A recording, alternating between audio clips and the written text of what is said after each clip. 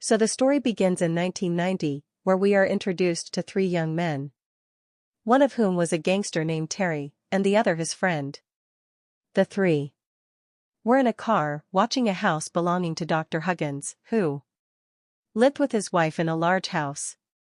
Observing these two elderly men, they decided to rob the house, as it seemed easy to them.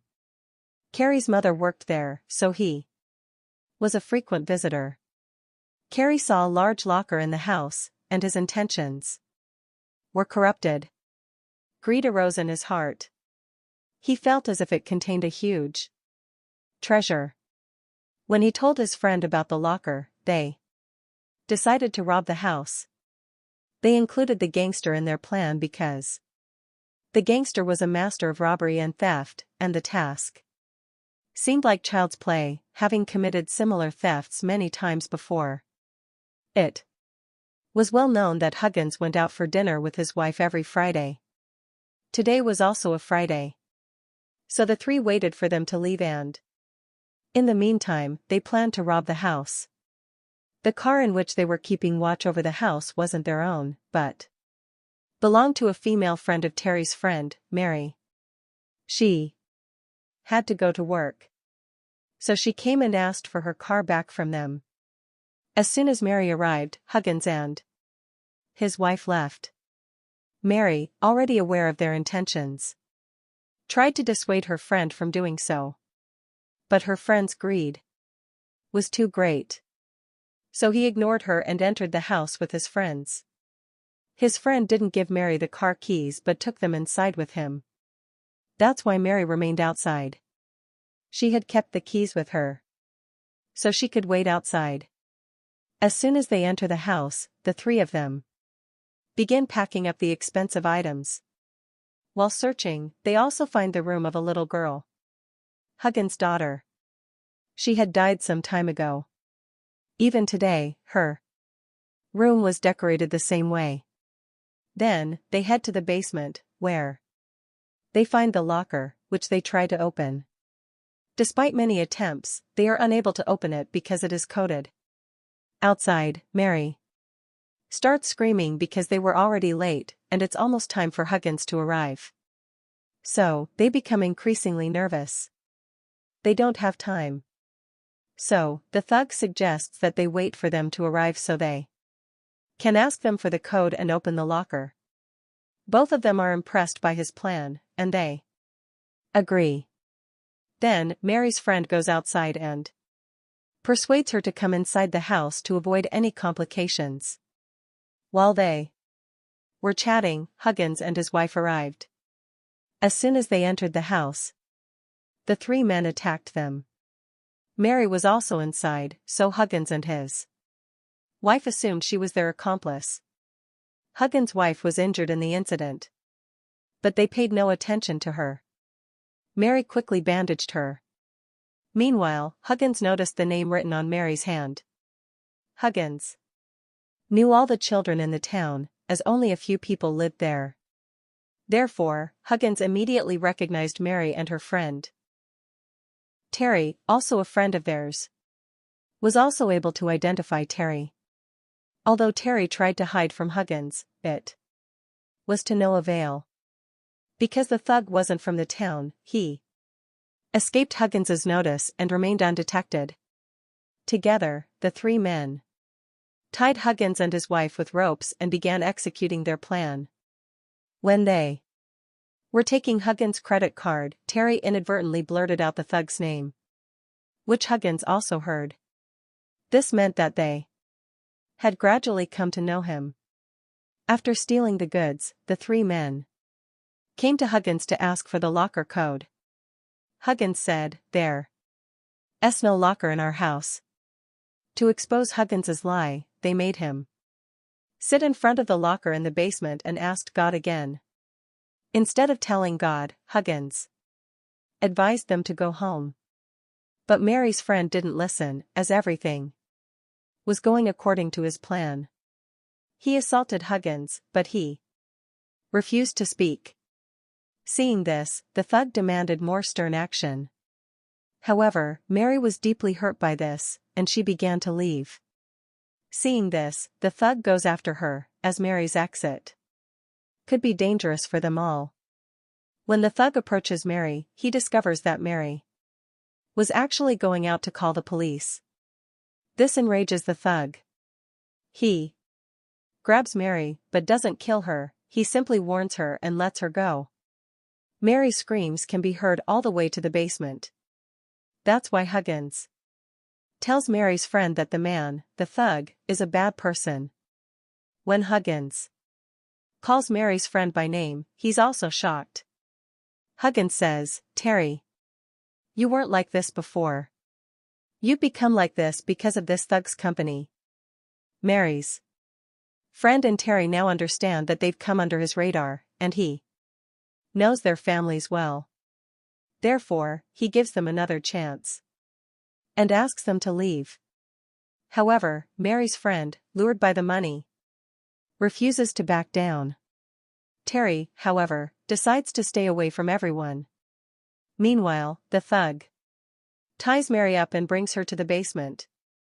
They again ask Huggins for the code. But when Huggins refuses, the thug instructs Mary's friend to cut off one of his wife's fingers. Mary's friend does the same. Although Mary tries to stop him, out of fear of the thug, he cuts off Huggins' wife's finger and quietly asks Huggins for the code. Huggins remains adamant, even though his wife's life is in danger. Despite knowing this, Huggins flatly refuses to share the code. They are at a loss to understand why Huggins, if he willingly gave up the money, isn't revealing the locker's code. What kind of treasure is hidden inside? Mary's friend also wanted to know the same secret. So, this time, he ignores the thug's advice and attacks him. A fierce fight ensues, but Terry doesn't support either of them. In the ensuing scuffle, the thug stabs Mary's friend, leaving him wounded and falling to the ground. The thug himself handles the situation. Agnes had already realized the thug was a dangerous man. To save his own life, he immediately tells him the code. However, the code was wrong. This enrages the thug and he moves forward to kill his wife. Seeing this, Mary hits the thug on the head with a hammer, severely injuring him. He dies from the bleeding on the spot. Mary's friend is still breathing, so she asks Huggins to treat him. They then take him to the operating theater. Mary's friend is in terrible pain, but Huggins, preoccupied with his wife, ignores this. He seems unconcerned. Seeing this, Mary begs Huggins to treat her friend, and Huggins agrees. Huggins removes the blade from her body and tells everyone to leave, asking them to take care of her until an ambulance arrives. Outside, Terry tries to comfort Mary, who resembles her sister and was once a friend of hers. However, she has disappeared some time ago, and Mary blames her for this. Terry wanted Mary to take her sister's place and live with her, but she opposes this, as they were trapped here because of the locker Terry had mentioned. When Mary goes to check on her friend, Huggins refuses to let her in. But when Mary forces herself inside, she finds her friend unconscious.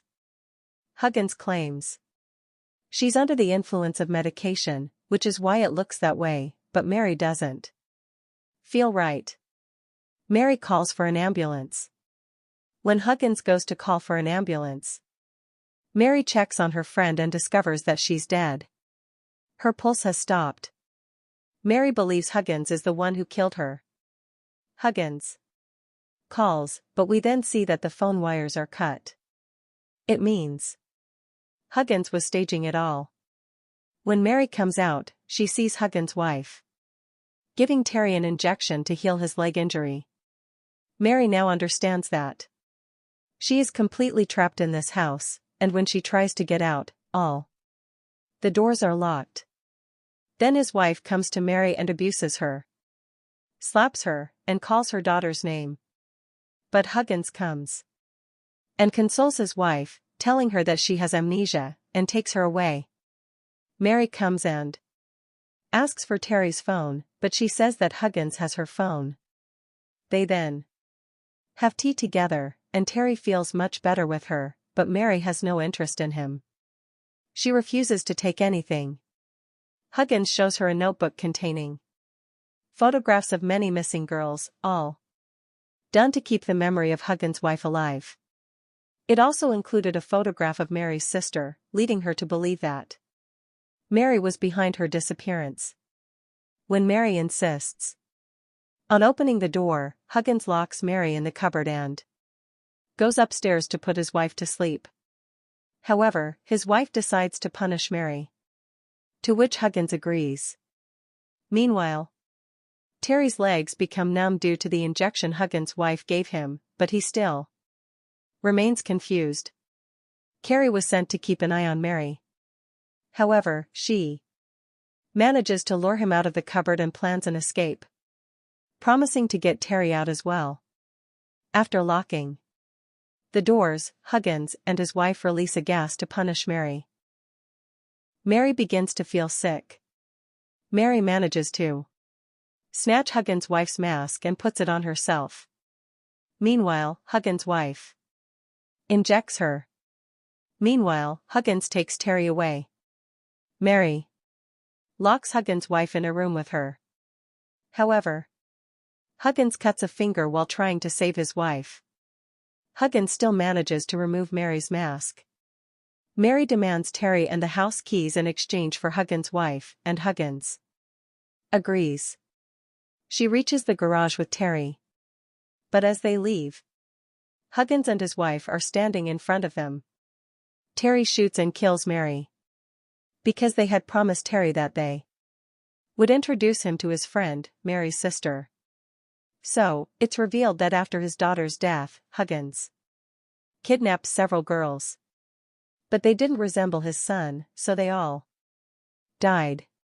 However, he had taken a liking to Mary's sister, so he offered to introduce Terry to her, and Terry agreed to stay. A week later, Terry's mother comes to their house asking about Terry, and they both refuse.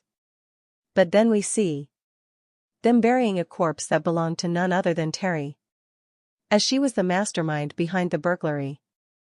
After all this, they took revenge by killing Terry.